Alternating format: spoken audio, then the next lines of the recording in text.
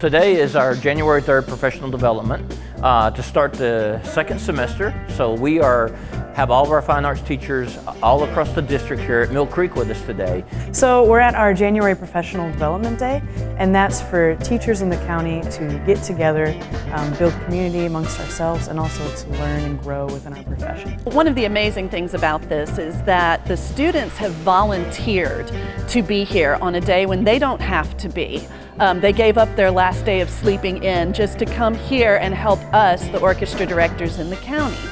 They have created what's called a lab orchestra. So what they are is they're serving as a tool for the presenter to show them methods and materials and different approaches to ensemble technique. So initially we got invited to this workshop, and we're here learning about how to articulate our bow more and play more vibrantly and more beautifully. Well, it's great that I think it's a win-win-win situation, that the teachers get to benefit from hearing the students get to benefit from the clinician. It's just an overall great learning situation, and you can see everyone in there is taking very vigorous notes, learning a lot more than they would just by sitting in front of a PowerPoint presentation. You know, to have the real, authentic thing is very helpful.